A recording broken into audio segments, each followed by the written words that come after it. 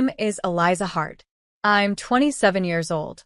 And if you think abandonment kills the soul, wait until you see what silence can resurrect. It started with a text. 4 plain sentences that split my world in half. We need space from you. Please don't reach out anymore. At all. I stared at the words until my phone blurred. My parents, my own blood, were cutting me out like a tumor. No argument, no explanation. Just exile, served with casual cruelty. And as if to drive the blade deeper, my uncle showed up the next day. No shame, no hesitation. He packed their things, loaded their car, and slammed the trunk shut as if he was closing a coffin on our relationship. That was their choice. Their freedom. Their final word. So I gave them mine. Of course. I'll cancel my direct deposits first thing. My thumbs trembled as I pressed send. Not from grief. Not anymore. From clarity. Because I realized in that moment they weren't parents. They were parasites. Feeding on me, draining me, calling me trash, while cashing in every cent I'd worked myself bloody for. By midnight, the begging began. Calls. Messages. And then headlights sweeping across my driveway as they arrived, faces twisted in panic. The same voices that had spit me out were suddenly frantic, desperate, clinging to the money they thought was endless. I stood by the window, lights off, heart steady. And for the first time in my life, I didn't open the door. I didn't justify myself. I didn't explain. I just smiled in the darkness and let them drown in the silence they had demanded. But that was only the beginning. Because what happens when the family who erased you learns you were the one holding their lifeline all along? And what happens when you decide to cut it forever? The morning after their dramatic arrival, I brewed my coffee slow, letting the sound of the machine drown out the buzzing of my phone. Missed calls. Dozens. Messages stacked like unpaid bills. Sweetheart, we didn't mean it that way. You misunderstood. We were upset. Can we talk? Please. Each one read like theater scripts. No apology. No acknowledgement of the years they called me useless, of the dinners where my sister was praised like royalty while I was served as the family's punchline. Just manipulation, dressed in desperation. I scrolled back, rereading that text. Please don't reach out anymore. At all. The clearest request they'd ever made. And I intended to honor it. The money, that was the real betrayal. For years, I had been funneling part of my earnings into their accounts, quietly covering mortgages, medical bills, even my brother's failed business venture that burned through $60,000 in less than 6 months. They never said thank you. They only asked for more. And now, without those deposits, reality hit them like a storm. Their perfect image was cracking. Their charity dinners suddenly unpaid. Their yacht club memberships dangling on overdue balances. I remembered my mother sneering once. Don't embarrass us, Eliza.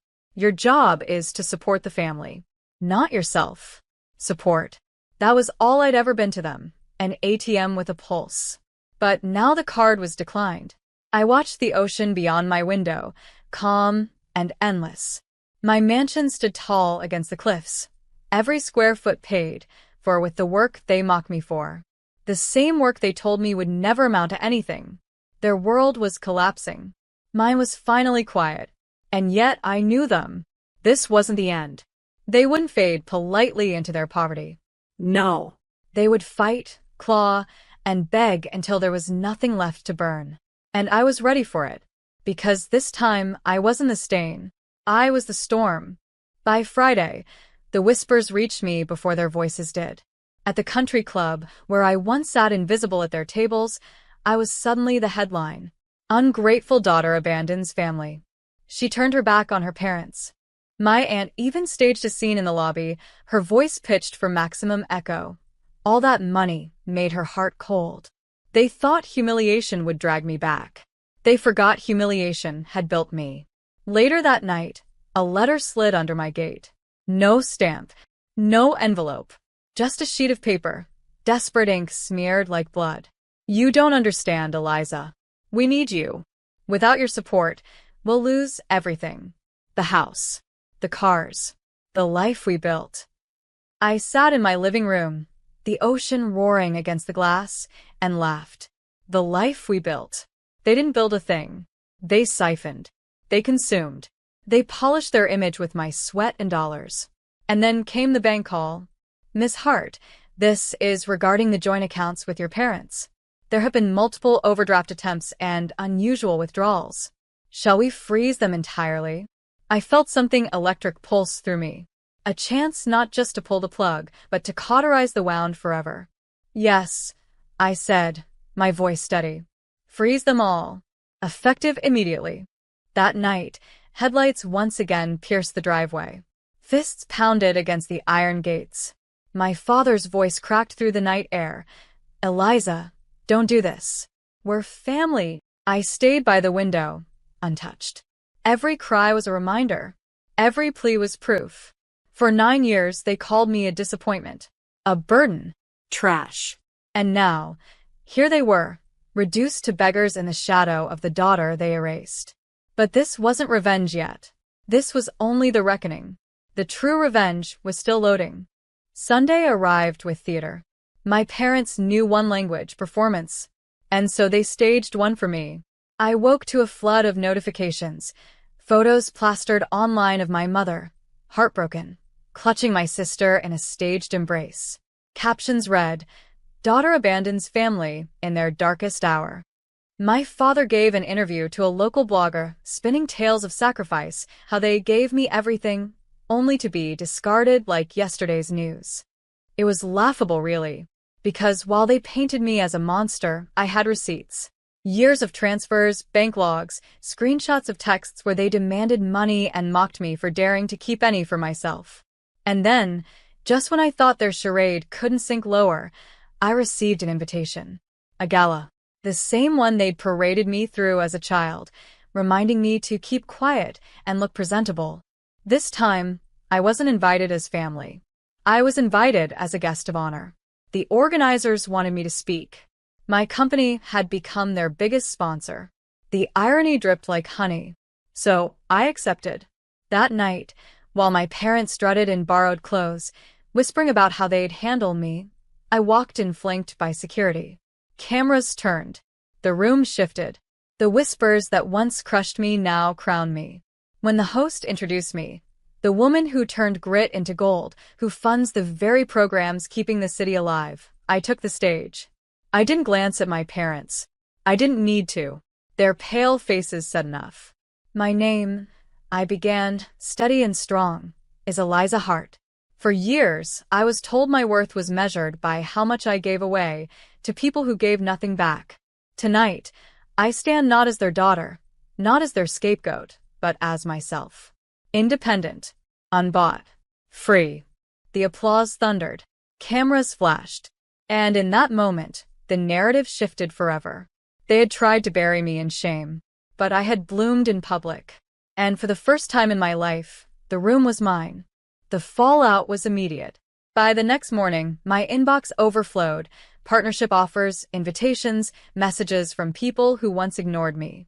I had become, overnight, the very thing my parents tried to convince the world I could never be: respected, admired, untouchable. And yet, at the edges of that victory, the vultures circled. My parents called from numbers I didn't recognize. Blocked. They emailed under fake names, pleading for a second chance. Deleted. Then came the stunt. I returned from a board meeting to find them sitting on the hood of my car in the driveway, my mother's lipstick smeared, my father clutching a half-empty bottle of whiskey. Their voices cracked with rehearsed tragedy. "Sweetheart, you can't shut us out," my mother begged. "We're family. We only pushed you because we wanted you to be strong."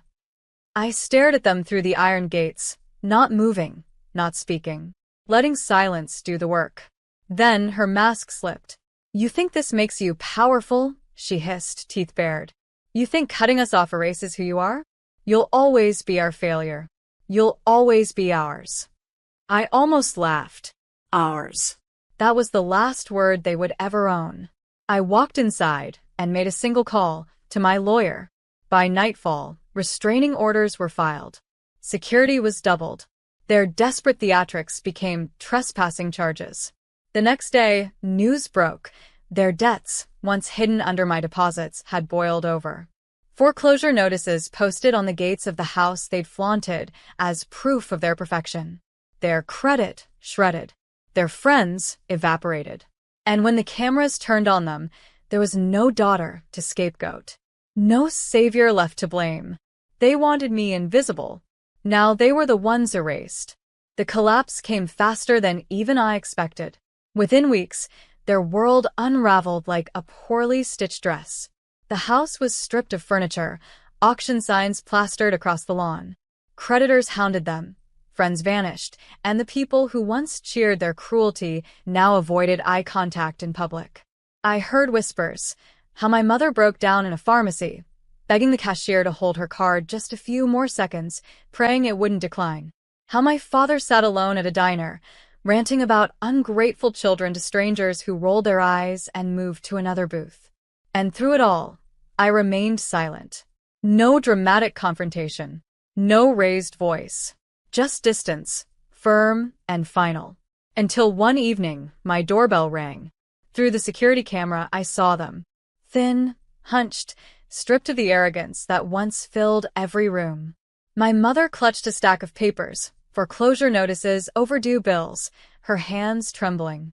My father stood behind her, shoulders sagging, pride finally broken. When I answered, she dropped the papers on the ground. "Eliza," she whispered, her voice raw. "Please help us. We have nowhere else to go." I looked at the bills scattered at my feet. Years ago, I would have bent, absorbed the blow, taken responsibility for the chaos they created. But not anymore. I knelt, picked up a single page, and held it out to her. "You once said my only value was what I could give you," I said softly. "Now you see, I was the only thing holding you up." Her eyes filled with tears, but I didn't waver. "I'm not your savior," I continued. "I'm not your scapegoat. I'm free." Then I slid the paper back into her hands and stepped inside, closing the door with a quiet finality. Through the glass, I saw them linger, desperate, shattered, unrecognizable. And then, for the first time in my life, I turned off the porch light without guilt.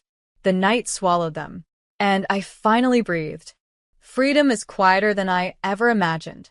Mornings no longer began with frantic phone calls or accusations, but with the sound of ocean waves brushing against the shore outside my balcony. I'd sip coffee on the terrace, sunlight spilling across the water, and marvel at how peace felt like wealth no bank statement could measure. I built a new circle, friends who valued me for who I was, not what I could provide. Colleagues who respected my work, not my silence. A chosen family, stitched together by loyalty and care, not blood and cruelty. Every corner of my mansion reflected a piece of that rebirth. The piano in the corner where I taught myself to play again. The guest rooms filled not with relatives demanding more, but with friends visiting just to laugh and share meals. The garden, wild with color, where I planted things simply because they made me happy. Meanwhile, news trickled in about my parents. Their rental house, small, damp, far from the glittering circles they once worshipped. My mother, rumored to be cleaning houses for the very women she used to mock. My father, spotted at a pawn shop, arguing over a few dollars for a broken watch.